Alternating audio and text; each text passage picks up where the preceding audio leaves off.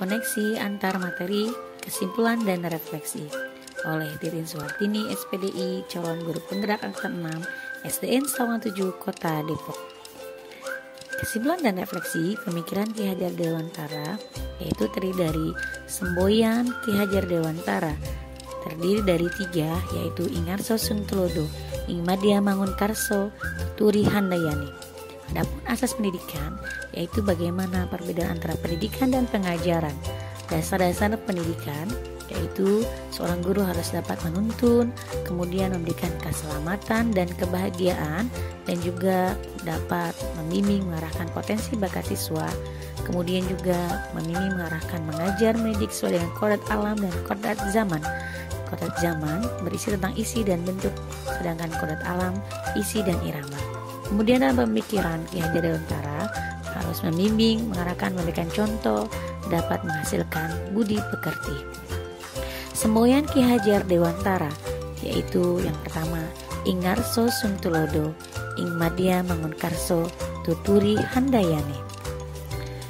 Ingarso Sungtulodo, seorang pendidik harus menjadi teladan bagi peserta didik, memberikan contoh yang baik kepada peserta didik.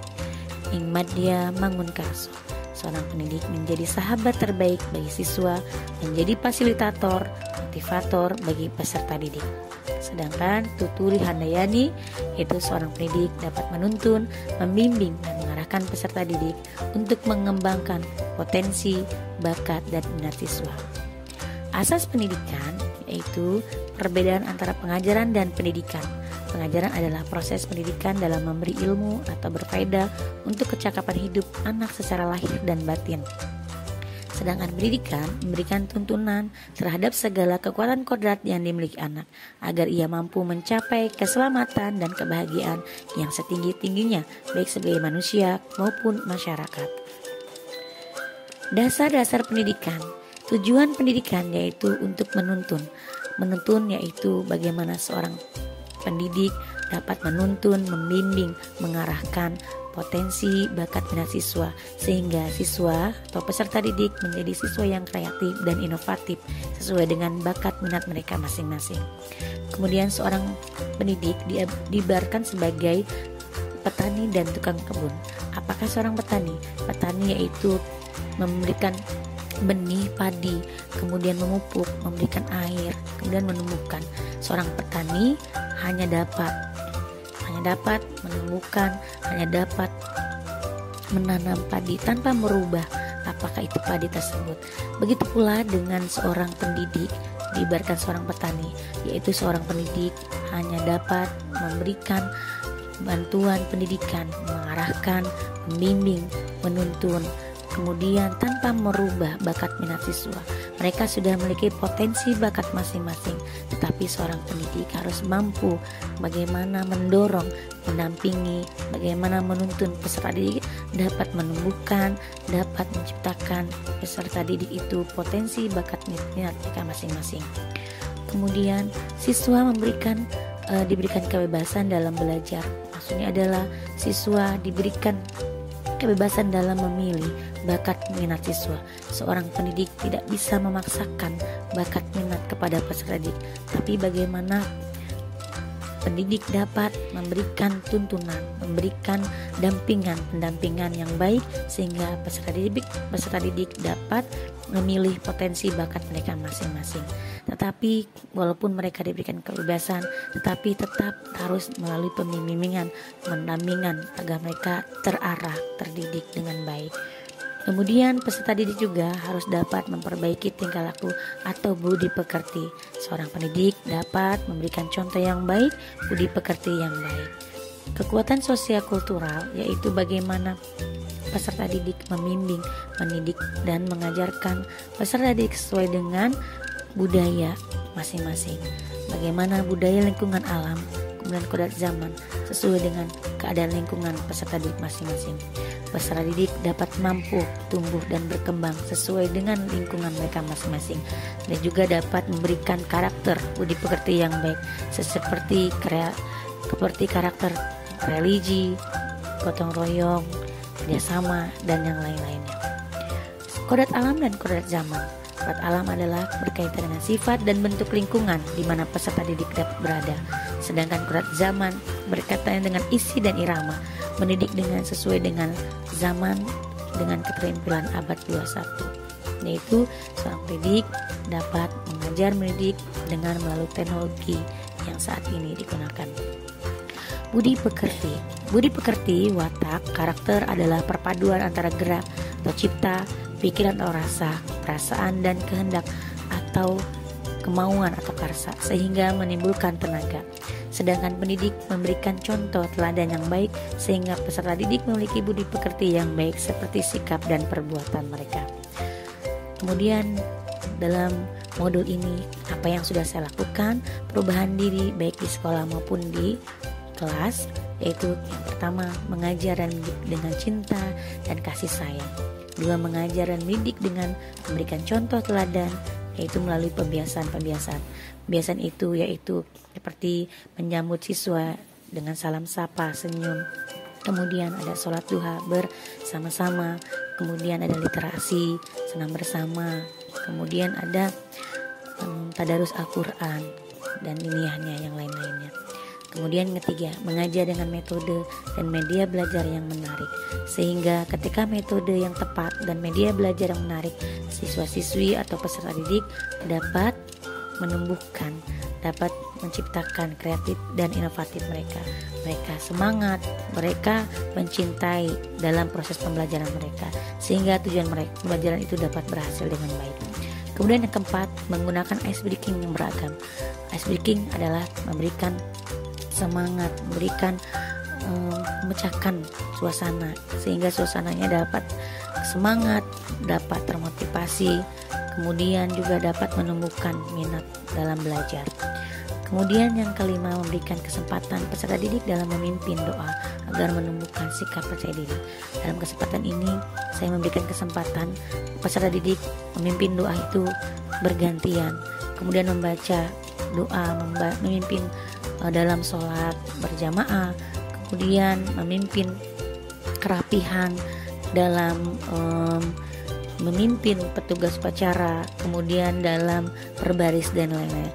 Kemudian juga maju dalam kegiatan-kegiatan sekolah sehingga semua kegiatan itu dapat menumbuhkan sikap dan percaya diri kepada seluruh peserta didik. Yang keenam, belajar dengan penuh menyenangkan.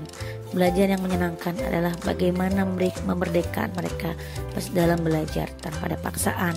Mereka senang berada di lingkungan belajar. Kemudian yang tujuh, memberikan kesempatan peserta didik memilih bakat dan minat melalui kegiatan ekstrakurikuler.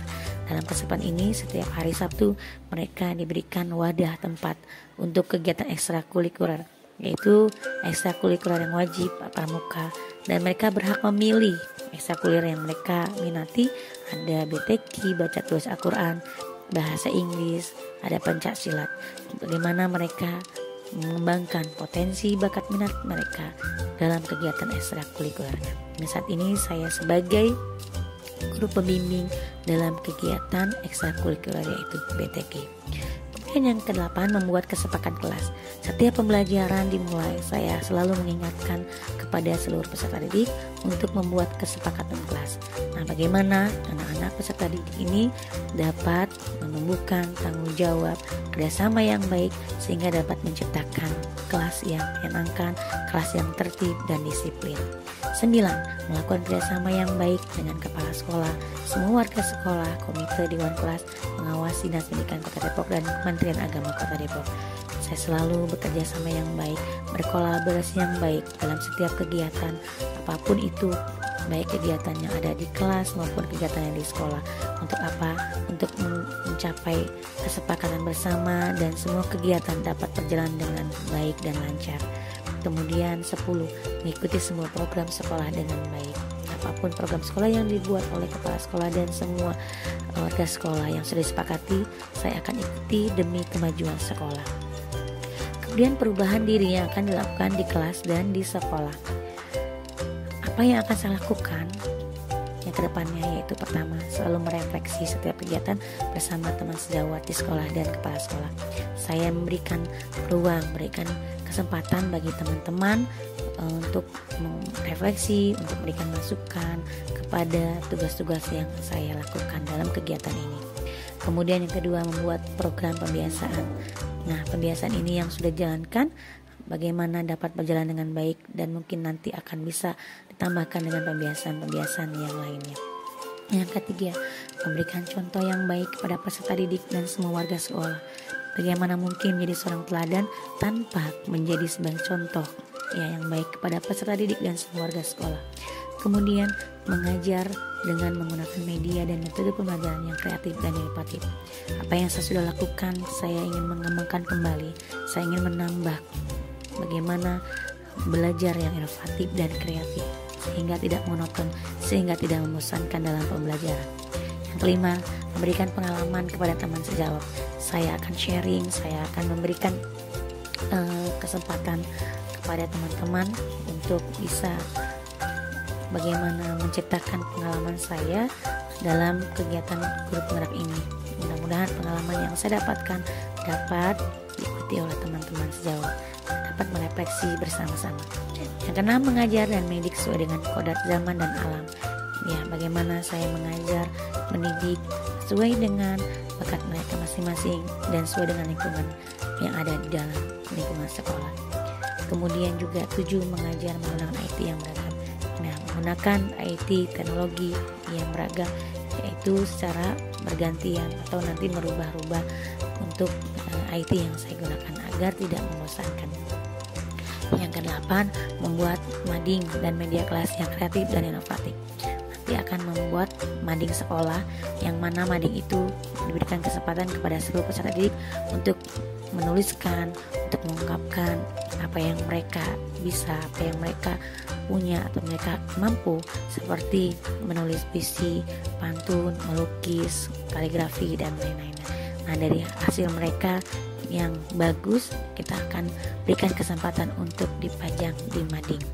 Kemudian yang 9, melakukan kerjasama yang baik kepada komite, dewan kelas, pengawas pendidikan Kota Depok dan Kementerian Agama Kota Depok. Tanpa kolaborasi yang baik, tanpa kerjasama yang baik, tidak akan menghasilkan suatu kegiatan yang baik. Kesimpulan, pendidikan dan pengajaran sesuai dengan filosofi Ki Hajar Dewantara adalah mengajar dengan cinta, menjadi contoh, teladan yang baik, memberikan semangat, motivasi, dan menuntun siswa dalam belajar. Mendidik dengan menjadi pemimpin pembelajaran, budi pekerti, dan sesuaikan dengan kodrat zaman, yaitu keterampilan abad 21 dan kodrat alam. Pembelajaran yang menyenangkan, memerdekakan belajar, dan membuat siswa kreatif dan inovatif. Peserta didik diberikan ruang atau wadah dalam mengembangkan potensi, bakat, dan minat yang dimiliki. Mengajar dan mendidik dengan menghamba pada anak. Mengajar mendidik yang dapat menciptakan rasa, cipta, dan karsa. Terima kasih dari saya, refleksi dan kesimpulan pemikiran Ki Hajar Dewantara. Wassalamualaikum warahmatullahi wabarakatuh.